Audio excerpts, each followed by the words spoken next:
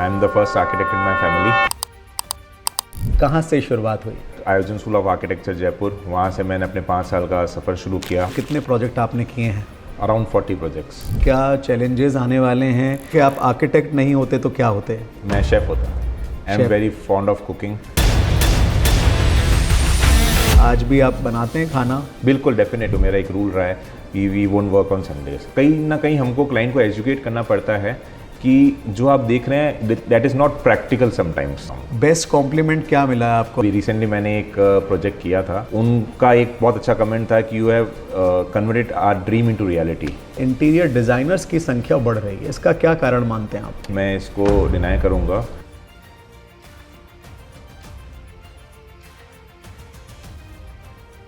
नमस्कार साथियों, मैं हूं रेक्स और हाजिर हूं द आर्क टॉक शो के एक नए पॉडकास्ट एपिसोड के साथ। And this show is brought to you by Elarte by Sandeep tile group, एक कमाल का नॉर्थ इंडिया का सबसे बड़ा टाइल स्टूडियो जहां मिलती है आपके सपनों के घर की बेहतरीन टाइल्स और भी बहुत कुछ। विजिट कीजिए शास्त्री नगर एक बार, एलार्ते बाय संदीप। आज के हमारे एपिसोड के खास मेहमान हैं आर्किटेक्ट गौरव खत्री। सबसे अच्छी बात यह है कि इन्होंने जो अपनी कंपनी का नाम रखा है उसका नाम है वास्तु वृक्षा। तो इसी से आज के हमारे इस पॉडकास्ट की शुरुआत करते हैं। गौरव जी, बहुत बहुत शुक्रिया आपका, आपके वैल्यूबल टाइम के लिए कि आपने हमारे शो को टाइम दिया। थोड़ा सा मुझे इस नाम के बारे में बताइए जो आपकी कंपनी का है वास्तु वृक्षा। डेफिनेटली जो ये वास्तु वृक्ष है, वी आर बेसिकली आर्किटेक्ट्स को हिंदी में वास्तुकृत कहते हैं जी। एंड आर्किटेक्चर इज़ वास्तुकला। सो हमने वहाँ से ये नाम डिराइव किया है कि वास्तु मीन्स अपना जो वर्क है एंड उसका वृक्ष, ट्री ऑफ आर्किटेक्चर। तो बेसिकली इसका अगर मैं फॉर्म करूँ तो that is tree of architecture. In fact हमारा जो सिंबल है वास्तु वृक्ष के अंदर, वो भी हमने इस तरह से दिखाया हुआ है कि जोधपुर में जो पुराने घर में आंगन होते थे, सेंटर में तुलसी लगती थी या एक पेड़ लगता था, कोर्टयार्ड होता था, तो उसके अंदर से एक वृक्ष निकल रहा है। बेसिकली ये एक थॉट प्रोसेस है। सेकेंडली हमारा ये है कि हम कोई भी प्रोजेक्ट लेते हैं, हमारा थॉट प्रोसेस नेचर को डिराइव करते हुए निकलता है। वी ऑलवेज ट्राई कि हम कोई भी प्रोजेक्ट कर रहे हैं, हम उसमें नेचर को भी वापस कुछ दें, प्लांटेशन करें, ग्रीनरी करें, नेचुरल एनवायरनमेंट क्रिएट करें।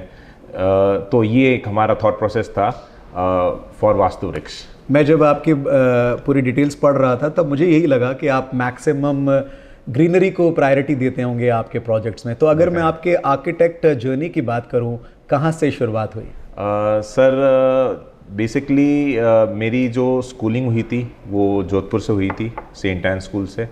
देन उसके बाद जो आर्किटेक्चर में एंटर करने की जो जर्नी वो बहुत इंटरेस्टिंग है। मेरा हमेशा से ये रहा है कि मुझे कोई कोर ब्रांच में जाना था।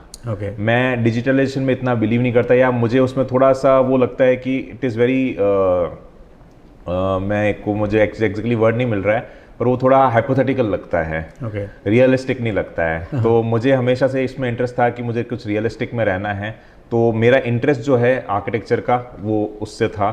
एंड उसके लिए भी जब मैंने उसके लिए कंपटीशन के लिए एग्ज़ाम दिए थे तब बहुत लिमिटेड हमारे पास जोधपुर के अंदर बेसिकली बहुत लिमिटेड सोर्सेज थे कि टू नो कि आर्किटेक्चर में एडमिशन कैसे लेना है कॉलेज के अंदर, उसका क्या एंट्रेंस एग्जामिनेशन होता है। तो इट वाज वेरी डिफ़िकल्ट। ना यहाँ कोचिंग्स होती थी, IIT, AIEEE, इसके लिए तो लोग सब कोचिंग्स लेते थे, पर स्पेशली आर्किटेक्चर के लिए अलग एग्ज़ाम होता था, NATA, national aptitude test in architecture. तो उसके लिए हमको प्रिपेयर करना पड़ता था। लकीली मैंने थोड़ा उसको अपने तरीके से ही समझा, उसके लिए प्रिपेयर किया, and somehow I manage to clear that. Then I entered Aayojan school of architecture Jaipur, वहाँ से मैंने अपने 5 साल का सफ़र शुरू किया आर्किटेक्ट बनने का। And now I am here with you. आपकी फैमिली में भी कोई है जो इस स्ट्रीम से जुड़े हुए हों? नहीं sir, I am the first architect in my family. And मेरा बैकग्राउंड जो है, फादर का वो बिजनेस करा है, ग्रैंडफादर का भी बिजनेस करा है, but my uncles are engineers, तो प्रोफेशनल हैं वो, बट नॉट इन आर्किटेक्चर। और कोई फैमिली में जो आपको हेल्प करता हो, सपोर्ट करता हो? डेफिनेटली मेरा ब्रदर है, ही इज स्ट्रक्चर डिज़ाइनर, तो वो मेरे साथ इंटीग्रेटेड है काम में। And we are running the studio both simultaneously. And मेरे फादर जो हमारा पूरा अकाउंट्स का सेटअप देखते हैं, and he is very like a pillar to us, जो हमको एनी टाइम सपोर्ट करते हैं। क्या नाम है भाई का और पिताजी का? ब्रदर का नाम है प्रतीक खत्री एंड फादर साहब का है पुरुषोत्तम जी खत्री। आजकल किस तरह के डिज़ाइंस की डिमांड ज़्यादा होती है प्रोजेक्ट्स को लेकर? सर अभी जो नई जनरेशन आई है, मैं अगर बात करूं तो जब हम लोग काम करते हैं ना तो हमें 3 जनरेशन से काम करना पड़ता है। जैसे अगर कोई भी प्रोजेक्ट है तो उनमें उनके ग्रैंडफादर ग्रैंडमदर रहते हैं, पेरेंट्स रहते हैं, then they themselves, may be their kids also, है ना। तो हम लोग जब भी कुछ डिज़ाइन करते हैं तो 3 या 4 जनरेशन को ध्यान रखते हुए करना पड़ता है। And sometimes we have to deal 3 of them. सबकी चॉइसेस अलग होती हैं, ग्रैंडफादर की चॉइस अलग होती है, फादर की चॉइस अलग होती है एंड खुद की चॉइस अलग होती है। तो एनी हाउ हमको उस चीज़ को इंटीग्रेट करना पड़ता है कि हम लोग आज की जो जनरेशन है थोड़ा सा वो लोग मॉडर्निज्म में जाना चाहते हैं, लॉन्ग टर्म में नहीं सोचते हैं। वो सोचते हैं कि एक बार 5-6 साल के लिए हमको ये अच्छा लगे then we can change it. पर जो उनके फादर एंड ग्रैंडफादर का तो थॉट प्रोसेस होता है दैट इज़ फॉर 20-25-30 ईयर्स। सो थोड़ा सा एक ये हमको मैनेज करके चलना पड़ता है and that is very interesting. जब भी आप नया प्रोजेक्ट लेते हैं तो बड़ों के साथ साथ जेनजी भी अपना एक इनपुट देता है, उससे आप कितना सहमत हैं? कुछ पार्ट तक सही है क्योंकि एट द एंड वो फ्यूचर है, उनको रहना है, तो कुछ पार्ट तक सही है। कई बार हमारे पास कुछ अच्छे क्लाइंट्स आते हैं जो बहुत मैच्योर्ड हैं और वो अपना बहुत अच्छा इनपुट देते हैं, रिक्वायरमेंट्स बताते हैं, क्योंकि उनके रिक्वायरमेंट से हमारा जो डिज़ाइन प्रोसेस भी काफ़ी फाइन हो जाता है, मतलब उसको पॉलिश हो जाता है एक तरह से मैं कहूँगा। तो that is I think good and acceptable. ये आगे होगा and we have to accept that and we have to go with them. Rajasthan की ट्रेडिशनल वैल्यू और हेरिटेज का वैल्यू जो है वो कमाल का है। आज भी दुनिया भर से लोग उन्हें देखने के लिए आते हैं। तो क्या आप अपने प्रोजेक्ट्स जब डिज़ाइन करते हैं तो राजस्थान के उस हेरिटेज, उस ट्रेडिशनल कल्चर को भी कहीं पोर्ट्रे करते हैं? डेफिनेटली करते हैं। रीज़न है कि जो भी पहले जो आर्किटेक्चर था एंड जो अभी चल रहा है वो यहाँ के लोकल क्लाइमेट कंडीशंस को देखते हुए किया जाता था। यहाँ का जो हॉट एंड ड्राई क्लाइमेट है, बहुत एक्सट्रीम क्लाइमेट है, वार्म विंड चलती है जिसे लू कहते हैं अपन देशी भाषा में, तो वो सबको कंसिडर करते हुए चलता था। तो जैसे अब मैं एक एग्जांपल लेता हूँ, मेहरानगढ़ फोर्ट है, आप कभी वहाँ चले जाइए, वहाँ जो मटेरियल यूज़ कर रखा है, स्टोन यूज़ करा है, लोकल अवेलेबल मटेरियल है, वो इसलिए यूज़ किया गया था कि वहाँ के लोगों को काम मिले। जो भी डिज़ाइनर्स थे उन्होंने इसलिए बनाया था उनको काम मिले। सेकेंडली लाइम यूज़ किया जाता था, तो लाइम की बहुत अच्छी प्रॉपर्टी होती है जो अभी सीमेंट इंडस्ट्री ने रिप्लेस कर दी है। इट इज़ सेल्फ हीलिंग, उसकी लाइफ भी ज़्यादा है और सेल्फ हीलिंग भी है। थर्डली वो उसका टेम्परेचर भी कम कंट्रोल रहता है, क्योंकि अपना हॉट एंड ड्राई क्लाइमेट है तो उनका जो है टेम्परेचर कंट्रोल में रहता है, तो उससे अपने को जो कूलिंग इफेक्ट है वो थोड़ा सा फील होता है। फोर्थली यहाँ पे छोटे छोटे विंडोज़ देते थे, ग्लास का इतना वेंटिलेशन के लिए ग्लास का इतना कल्चर नहीं था कि बिग मॉडर्न विंडोज़ के अंदर जो चल रहे हैं, क्योंकि यहाँ पे हीट गेन बहुत ज़्यादा होता है बिल्डिंग्स में। So they were very smart in designing the buildings की छोटे छोटे पॉकेट विंडोज़ देते थे, झरोका देते थे, जालीज देते थे, जालीज के बाद फिर अपना पाथवे देते थे। जाली अपने आप में एयर फ्लो को बढ़ाने का काम करता था, दैट इज़ कॉल्ड फैनल इफेक्ट। जब जाली के अंदर से या जो एक स्क्रीन होती है उसके अंदर से अपना एयर निकलता है तो क्योंकि एरिया उसका रिड्यूस हो जाता है तो वो अपना एक फनल इफेक्ट क्रिएट करता है and that increases the speed of wind. तो वो अपने आप में एक बहुत कमाल की चीज़ बन जाती है। और उसके बाद वो कई बार कोर्टयार्ड्स देते थे, उसमें अंदर वो फाउंटेन्स डेवलप करते थे। जब फाउंटेन डेवलप होता था, वो चल रहा होता था, स्प्रिंकलर इफेक्ट से आपका जो विंड होती थी, अपना हॉट एंड ड्राई क्लाइमेट था तो हॉट विंड्स जो है ड्राई चलती थी, तो उसको थोड़ा मॉइस्चर मिलता था तो वो भी कूल डाउन होती थी। तो ऐसे बहुत सारी टेक्निक्स वो लोग यूज़ करते थे जो नेचुरली विदाउट इलेक्ट्रिसिटी अपन उसको बेहतर बना पाए। बिल्कुल सही कहा आपने। उन तमाम पुराने प्रोडक्ट्स को आज भी आप यूज़ करते हैं जो लगता है आपको कि हाँ हेल्पफुल होगा आने वाले समय में? डेफिनेटली। जैसे हम लोग कोई भी घर डिज़ाइन करते हैं तो फर्स्ट ऑफ ऑल हम लोग देखते हैं कि उसका डायरेक्शन क्या है, क्लाइमेटोलॉजी क्या रहेगी। Since college time my first design मैं हमेशा से इसके लिए बहुत कंसर्न रहा हूँ कि क्लाइमेटोलॉजी का एक बहुत इंपॉर्टेंट रोल होता है। आप कहाँ बिल्डिंग डिज़ाइन कर रहे हैं, किसके लिए कर रहे हैं, both are very important things. तो ज़्यादातर जैसे अगर राजस्थान में काम करते हैं तो वी ट्राई कि साउथ में छोटे छोटे विंडोज़ दें, कम ओपनिंग्स दें। नॉर्थ साइड कभी सन नहीं जाता है तो नॉर्थ पे बड़ी ओपनिंग्स दें। ईस्ट से सनराइज ले रहे हैं तो उसके अकॉर्डिंग उसका विंडो डिज़ाइन वैसा लेते हैं, वेस्ट का वैसा लेते हैं। तो हम लोग इस चीज़ का विशेष ध्यान रखते हैं कि क्लाइमेट के हिसाब से वो सारा चले। बिल्कुल सही कहा आपने। अगर मैं आपके अब तक की जर्नी की बात करूं तो कितने प्रोजेक्ट आपने किए हैं? Around 40 projects. और क्या आपकी एक्सपर्टीज़ क्या है?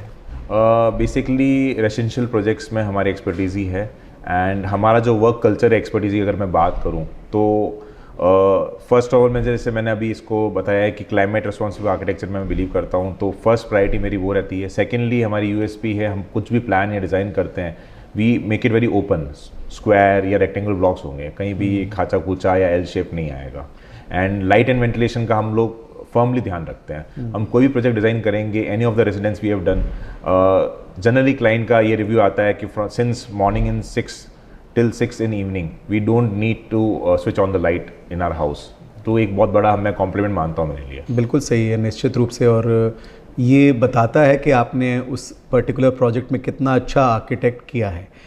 अभी हम कंस्ट्रक्शन मटेरियल की बातें कर रहे थे, तो जिस शोरूम में हम बैठे हैं ये भी टाइल्स का सबसे बड़ा शोरूम है। डेफिनेटली। इनके वर्किंग के बारे में, यहाँ जो प्रोडक्ट शोकेस है उसके बारे में आपका क्या कहना है? सर इनकी टीम बड़ी कमाल की है, कमाल is the best word for them. And जब भी मैं आता हूँ, मैं हर 15-20 दिन में यहाँ एक सिलेक्शन के लिए आता हूँ, तो जब भी मैं आता हूँ दे ब्रिंग समथिंग न्यू कि सर आज ये देखिए ये हम नया लाए हैं, ये नया लाए हैं। So they are very aggressive to introduce new things in their industry.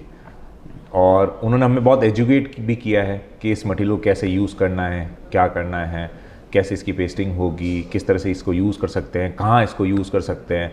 तो that is very interesting. You mean to say कि एलआरते सिर्फ प्रोडक्ट बेचता नहीं है, उससे जुड़े हुए सारी बातें जो हैं वो भी आर्किटेक्ट से शेयर करता है। डेफिनेटली, ये मेरा एक्सपीरियंस रहा है। जब भी आप इस तरह के शोरूम में जाते हैं प्रोडक्ट लेने के लिए, तो कई सारे आपके मन में थॉट्स होते हैं। क्या यहाँ आपको उन सारे थॉट्स का जवाब मिलता है? जी बिल्कुल मिलता है। अगर मैं एलाटा आया हूँ और मैं सिलेक्शन किए बिना नहीं जा सकता। आई थिंक कहीं के लिए मैं सिलेक्शन करता हूँ, I can do complete solution, they have complete solution in tiling. नहीं, कभी ऐसा भी तो होता होगा ना कि जैसे आपको कोई चीज़ पसंद नहीं आई तो they bring something new to you. हाँ जी बिल्कुल हुआ है। कई बार मुझे ऐसा होता है कि मुझे पर्टिकुलरली एक थीम का कुछ सैम्पल चाहिए होता है, दे प्रोवाइडेड इमीडिएट बेसिस, और उसको मैं फाइनलाइज करके फिर उसको आगे वर्किंग करते हैं। और नहीं होता तो वो किसी तरह से उसको अरेंज करके उसका कैसे सेटअप करना, उसको कैसे यूज़ करना है, वो भी हमें को गाइड करते हैं। और फ्यूचर में कभी सेम टाइल की कोई और आवश्यकता पड़ जाए या कहीं टूट फूट हो जाए, उसे ठीक करने के लिए जो मेंटेनेंस पार्ट होता है उसे भी एलआरते की टीम निभाती है अच्छे से? बिल्कुल निभाती है। इनफैक्ट 1-2 प्रोजेक्ट्स में मेरे हुआ है कि कहीं पे मटेरियल की शॉर्टेज पड़ गई है। आफ्टर 1 ईयर क्लाइंट, अब कई बार होता है प्रोजेक्ट बहुत लंबा चलता है ड्यू टू मैनी सर्कमस्टेंसेस, है ना। तो आज अगर इनसे किसी ने डील किया है, वो 6 महीने बाद भी अगर ऐसा, ये मेरा एक्सपीरियंस रहा है, after 6 months client ask for the same tile, तो इन्होंने अरेंज करके दिया है हमको और वो बहुत ही सही था। मैं आपसे ये पूछूं कि आने वाले 10 से 20 साल में हमारे शहर जोधपुर में आर्किटेक्चर्स को लेकर क्या चैलेंजेस आने वाले हैं, क्या नई अपॉर्चुनिटीज़ नज़र आने वाली है? चैलेंजेस तो नहीं है सर ऐसा कि सब अच्छा काम कर रहे हैं। वेरी फ्यू पीपल, अगर मैं आर्किटेक्ट्स की, डिज़ाइनर्स की, इंटीरियर डिज़ाइनर्स की, सिविल इंजीनियर्स की बात करूं, we are very short in requirement. मतलब जो रिक्वायरमेंट है उसके अकॉर्डिंग हम लोग बहुत कम हैं। तो एवरीवन इज़ डूइंग गुड, तो ऐसा कोई चैलेंज नहीं है, एवरीथिंग इज़ गुड, परफेक्ट है। कौन सी वो स्ट्रीम है जो आपको लगता है कि चैलेंजिंग है in term of architect designing any project? कोई ऐसा वेंडर, कोई ऐसी स्ट्रीम जहां आपको सबसे ज़्यादा चैलेंज आता हो, जैसे कि वुडन के वर्क में आ रहा है, सीमेंट पत्थर के सप्लाई में प्रॉब्लम आ रहा है, मिट्टी के सप्लाई में प्रॉब्लम आ रहा है, कलर्स के, कुछ भी ऐसा जो आपको लगता है कि हाँ उसमें हमें थोड़ा अभी और काम करने की ज़रूरत है? नहीं सर, अगर अपन प्रॉपर मैनेजमेंट से वर्क करते हैं तो नहीं और आती है, शेड्यूल से वर्क करते हैं तो प्रॉब्लम नहीं आती है। Everything is work in advance, तो उसमें दिक्कत नहीं आती है। और वैसा भी आपने बिल्कुल सही कहा है कि अगर आप प्रायर चलेंगे तो शायद परेशानियां नहीं आएंगी, इंस्टेंट कुछ चीज़ ढूंढेंगे तो शायद मुश्किल हो सकता है। डेफिनेटली। ओके, कभी ऐसा होता है कि कोई क्लाइंट आया हो पिंटरेस्ट से या इंस्टाग्राम से फ़ोटो उठा के ले आए और बस ऐसे ही बनाना है आर्किटेक्ट साहब? ये तो बहुत बार होता है। ये जो आपने चैलेंज की बात की थी ना, मैंने इसको मिस किया है एंड ये हमारे साथ होता है and I think every designer is facing this. तो ये एक चैलेंज है, बट ये अब एक एक्सेप्टेबल चैलेंज है कि हमको इसको एक्सेप्ट करके इसको कैसे रिजॉल्व करना है और उनको कैसे कन्विंस करना है, उस पर चलना पड़ेगा। क्योंकि अगर आज हम एक इमेज बना रहे हैं किसी बंगलो का या रूम का इंटीरियर का, राइट, तो we have a lot of effort in that. हमारा 3D इलस्ट्रेटर जो बैठा है वो उस पर डिज़ाइन कर रहा है, मेरा इनपुट जा रहा है, देन उसको हम रेंडर कर रहे हैं, उसको टाइम लग रहा है। अब 2 से 3 दिन एक रूम का अगर हमको 3D बनने में लग रहा है, तो हम जब क्लाइंट को प्रेजेंट करते हैं तो ये होता है कि सर आपने एक ही वो ऑप्शन दिखाया है। एंड बेसिकली क्या होता है, अगर आप Pinterest पे या गूगल पे जाएंगे तो they can show you many of them in seconds. So ये एक लैग आता है हमारे बीच में, बट कहीं ना कहीं हमको क्लाइंट को एजुकेट करना पड़ता है कि जो आप देख रहे हैं that is not practical sometimes. आपका जो कोई भी स्पेस है उसमें वो फिट होगा या नहीं होगा, क्योंकि हम लोग जो डिज़ाइन कर रहे हैं वो स्पेस को कंसिडर करते हुए, उसके एनवायरनमेंट को कंसिडर कर, और वो किसके लिए हो रहा है उसको देखते हुए कंसिडर कर रहे हैं। सपोज अगर ग्रैंड पेरेंट्स के लिए अगर कोई रूम है तो we have to keep that theme according to them. अगर कोई बच्चों के लिए है तो उनके लिए हिसाब से थीम देना है, अगर पेरेंट्स के लिए है तो उसके हिसाब से थीम देना है, तो कोई बैचलर है जो यंगस्टर है, कॉलेज का है, तो उसके हिसाब से थीम देना है। तो रिसेंटली मैंने एक भी प्रोजेक्ट किया था, एक रूम का इंटीरियर किया था, तो his son was very fond of football, तो उन्होंने पूरा फुटबॉल थीम पे उनका था कि फोकस की फुटबॉल थीम पे मुझे पूरा रूम डिज़ाइन कराना है। तो वो एक रहता है, बट हाँ थोड़ा हमें चैलेंज है ये, और हमको उसको रिजॉल्व करके चलना पड़ेगा, या हमें क्लाइंट को एजुकेट करना पड़ता है कि आपको बहुत सारे ऑप्शन मिलेंगे पर प्रैक्टिकली आपके लिए ये सही है, we are providing our best. कभी ऐसा हुआ है कि कोई प्रोजेक्ट आपने शुरू किया हो और आप अपनी प्लानिंग से एकदम सही चल रहे हों और अचानक से क्लाइमेट में कुछ परिवर्तन हुए और फिर आपको लगा हो कि यार मुझे इस प्रोजेक्ट में क्लाइमेट के अकॉर्डिंगली भी ये करना था जो मैंने नहीं किया? नहीं सर, मैंने हमेशा जो काम किया है ना वो शुरू से तैयार होकर ही किया है। बेसिकली जो प्लानिंग स्टेज से है ना, हम सोच के ही करते हैं, इंस्टेंट कुछ चेंजेस नहीं किए हैं। तो जो बेसिक प्लानिंग है ना वो बहुत इंपॉर्टेंट होती है। डिज़ाइन जो आप कर रहे हो, फर्स्ट प्लानिंग जो है, फर्स्ट पीस आता है, वो बहुत इंपॉर्टेंट होता है। तो उसको अगर आप सही से थॉट प्रोसेस से अगर अच्छे से काम करोगे ना, तो फ्यूचर में प्रॉब्लम्स नहीं आती। गौरव जी, जब भी कोई नया प्रोजेक्ट आप लेते हैं तो आपका प्राइमरी फोकस क्या रहता है? सर मुझे ये लगता है कि हम लोग सिर्फ एक बिल्डिंग डिज़ाइन नहीं करते, we are designing lifestyle of human beings. तो चाहे कोई भी प्रोजेक्ट हो, चाहे रेजिडेंशियल हो, कमर्शियल हो, हॉस्पिटल हो, इंडस्ट्री हो, तो सबका एक अलग डिज़ाइन करने का तरीका होता है। वहाँ पे बहुत तरह के लोग इन्वॉल्व होते हैं। एक पब्लिक स्पेस है तो उसका अलग तरह का डिज़ाइन होगा, एक रेसिडेंस है उसका अलग तरह का। रेसिडेंस में भी अगर एक डॉक्टर का रेसिडेंस है तो उनकी लाइफस्टाइल अलग है, तो उनके अकॉर्डिंग उसका डिज़ाइन होगा। एक अगर इंजीनियर है तो उसका अलग से होगा, एक बिजनेसमैन है तो उसका अलग से होगा। तो बेसिकली हम लोग ये भी कोशिश करते हैं कि उनकी लाइफस्टाइल समझें, उनकी लाइफस्टाइल को समझ के उनका वर्क कल्चर कैसा है, उनका रहने का तरीका कैसा है, उसके अकॉर्डिंग उनको डिज़ाइन करें जो उनको एक कंफर्ट जोन मिल सके। जैसे अभी रिसेंटली हमने एक प्रोजेक्ट किया था, तो एक डॉक्टर फैमिली है, उनकी वाइफ को प्लांटेशन का बहुत शौक था। तो हमने ये कोशिश की कि हम हर जगह जहाँ भी हमें स्पेस मिला हमने वहाँ पे प्लांटेशन ऐड किया है।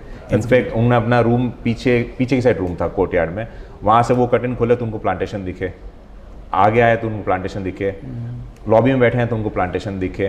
तो हमने ये कोशिश की थी कि उसमें वो ऐड करें, क्योंकि उनका एक इंटरेस्ट ऑफ पॉइंट था और उनका कल्चर वैसा है, तो वो हमारा एक रहता है।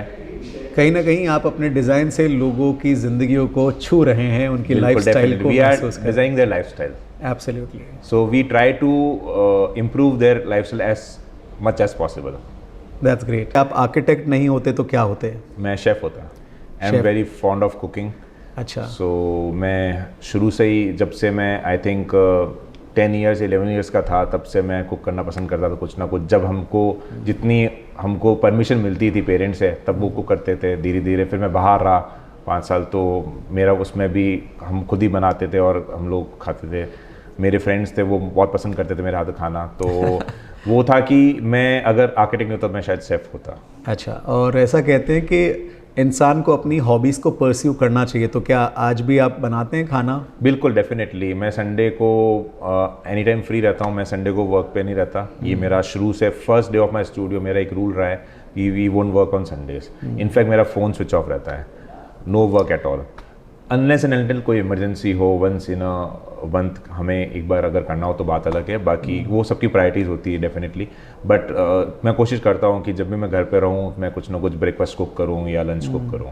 वर्किंग आवर्स को लेकर आजकल काफ़ी बात होती है कि कौन सी स्ट्रीम में कितना वर्किंग आवर्स है, आपकी स्ट्रीम में कितना वर्किंग आवर्स रहता है? सर हमारी वर्किंग शुरू होती है अप्रॉक्सीमेटली 9:30 to 6:30, तो आई थिंक ये कुछ 9 आवर्स की वर्किंग रही है। पर रेगुलर नहीं होती होगी, कभी ज़्यादा भी होता होगा, कभी कम भी होता होगा। हाँ बिल्कुल, वो वेरिएशन होता है एज़ पर हमारा वर्कलोड कैसा है, बट जनरली जो एक एवरेज वर्क जो हमारा रहता है ईयरली बेसिस पे, तो वो इतना ही रहता है 9 आवर्स के अराउंड। बेस्ट कॉम्प्लीमेंट क्या मिला है आपको आपके प्रोजेक्ट कस्टमर से? वाओ, या अभी रिसेंटली मैंने एक प्रोजेक्ट किया था, the client didn't expect it to be to that level, so उनका एक बहुत अच्छा कमेंट था कि you have converted our dream into reality, तो that was very big compliment for us. In fact recently हमने रेसिडेंशियल आर्किटेक्चर अवार्ड में हमने एक अवार्ड भी जीता है for that project, so they were very proud कि you made our house very famous.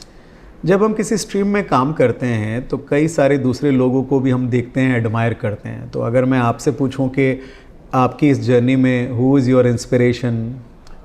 Sir मैंने इंटर्नशिप की थी सस्टेनेबल आर्किटेक्चर में, architect Satyaprakash Varanasi ji, Bangalore, for 6 months, so he was my role model. Then I work with Tao architecture Pune, architect Manish Banker, he is designed a home in Jodhpur also that comes in top 50 homes in India, so his work style was also very good। so जो मैंने अभी आपको बताया, जो climate के according, environment के according हम design करते हैं, ये दोनों चीज़ें मैंने उनसे ही सीखी है। So that was very important and crucial time of my life, जो मैंने वहाँ से उनका वर्क कल्चर सीखा, उनका थॉट प्रोसेस सीखा, उनके साथ काम किया, तो दैट वाज वेरी गुड। बाहर जो दूसरे शहरों में काम हो रहा है और हमारे शहर जोधपुर में या मारवाड़ में या राजस्थान में जो काम हो रहा है, उसमें सबसे बड़ा अंतर आपको क्या लगता है? सर मारवाड़ में स्टोन लोकल अवेलेबल मटेरियल है, बाहर ये अवेलेबिलिटी नहीं है, सो बेसिकली जो दोनों के स्ट्रक्चरल सिस्टम है उसमें डिफरेंस है। जोधपुर में load bearing structure that is in stone masonry, वो ज़्यादा चलन में है, that is cheap also and very responsive to our climate also. And बाहर जो है कॉलम स्ट्रक्चर का है, जो आरसीएच डिज़ाइन के अंदर होता है, इनिशियली फुटिंग्स होती है, कॉलम्स होते हैं, देन स्लैब डलती है, तो दोनों में ये मेजर डिफरेंस है। तो हम कहीं ना कहीं विन विन सिचुएशन में हैं। डेफिनेटली अगर अपन अपने कल्चर को या अपने जो हेरिटेज को प्रिजर्व कर रहे हैं और अपन उसके अकॉर्डिंगली वर्क कर रहे हैं, तो दिस इज़ गुड। अब हम एक रैपिड फायर राउंड खेलेंगे। काफ़ी हमने आपकी स्ट्रीम से जुड़े हुए सवाल कर लिए, अब थोड़े फटाफट से सवाल होंगे और आपकी तरफ से भी मुझे फटाफट आंसर चाहेंगे, तो आर यू रेडी? रेडी।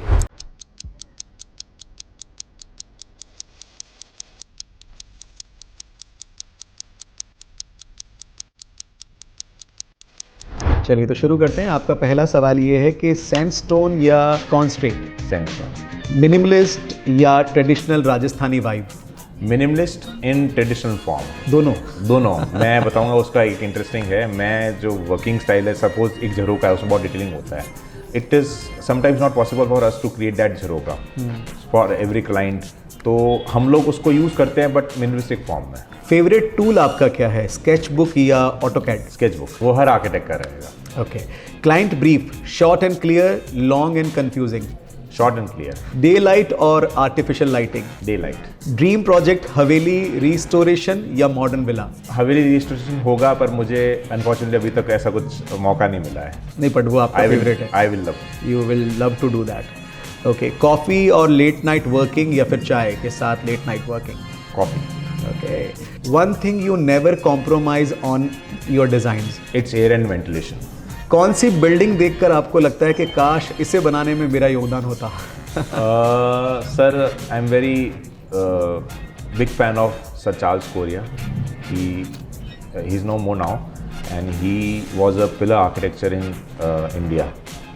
सो उनकी एक डिज़ाइन है जवाहर कला केंद्र, जो 9 मंडल्स पे आधारित है जयपुर में। And since I have been in Jaipur for 5 years, तो हमने बहुत डीपली उसको स्टडी किया है, वहाँ रहे हैं, वहाँ गए हैं, वहाँ हमने कॉफ़ी पी है, मस्ती की है, फ्रेंड्स के साथ गए हैं। So that project is very close to my heart. Black and white colours या लाइटनिंग फ्रेश कलर्स? वो डिपेंड करता है सर कहाँ यूज़ करना है। अच्छा, जैसी प्रॉपर्टी वैसा। जैसी प्रॉपर्टी वैसा। वैसे क्लोथिंग में जाऊँगा तो मैं ब्लैक एंड वाइट मैं पसंद करता हूँ, and going in my designs to light colours, white is my favourite colour, white prefer करूँगा। दैट्स ग्रेट गौरव जी, बहुत बढ़िया रैपिड फायर राउंड आपने खेला है। अब हम और कुछ सवालों के साथ आगे बढ़ेंगे आपसे कि आप ही की तरह अगर किसी को आर्किटेक्ट बनना हो तो उसको आपका क्या सजेशन है? बहुत अच्छी स्ट्रीम है। यू नीड टू लर्न, मतलब आपके लिए हर दिन नया होता है, आप रोज़ कुछ नया सीख रहे हो, आपके लिए हर प्रोजेक्ट नया आ रहा है।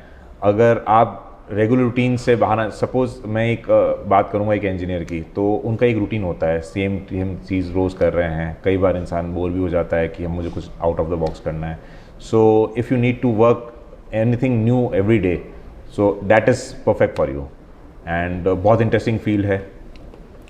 धीरे धीरे हम ये भी देख रहे हैं कि आर्किटेक्ट की संख्या कम हो रही है, इंटीरियर डिज़ाइनर्स की संख्या बढ़ रही है, इसका क्या कारण मानते हैं आप? सर, आर्किटेक्ट्स की संख्या कम तो नहीं हो रही है, मैं इसको डिनाई करूँगा।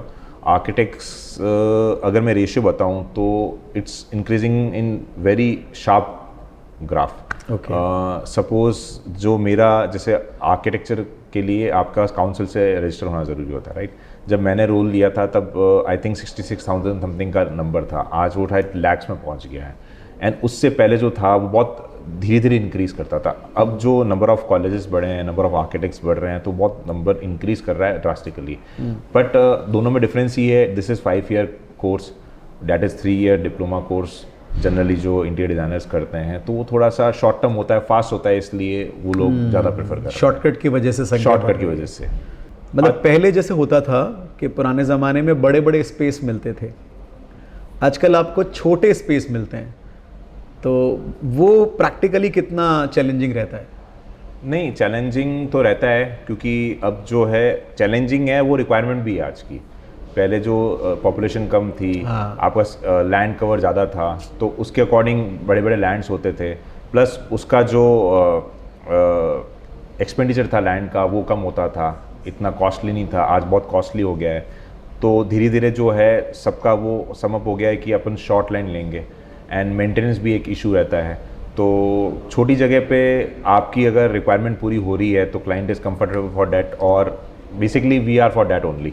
तो वो एक अच्छे से हम मैनेज कर लेते हैं कि आपको छोटी जगह में कैसे उसको यूटिलाइज करना है। वास्तु का भी इन्वॉल्वमेंट रहता है आपके प्रोजेक्ट्स में? सर, बेसिक रहता है, क्योंकि आज के टाइम में जनरली क्लाइंट्स का एक बिलीफ है वास्तु पे, तो हम लोग बेसिकली फॉलो करते हैं कि आपका अग्निकोण कहाँ आ रहा है, नॉर्थ ईस्ट है तो ईशान कोण है, वहाँ पे साफ रहना चाहिए, पूजा रूम आ रहेगा। तो बेसिक जो फंडा है वो हम लोग फॉलो करते हैं, नॉट इनटू माइन्यूट डिटेल्स। कोई ऐसा ड्रीम प्रोजेक्ट है जो अभी बाकी है बनाना करना? सर, अभी हमारे एक बहुत बड़ा बंगलो चल रहा है in Jhalamand Jodhpur. We are doing a residential project very huge. वो भी जैसे अपना जो जोधपुर का कल्चर है हेरिटेज फॉर्म में चल रहा है विद मॉडर्न टच, जो मैंने आपसे बात की थी।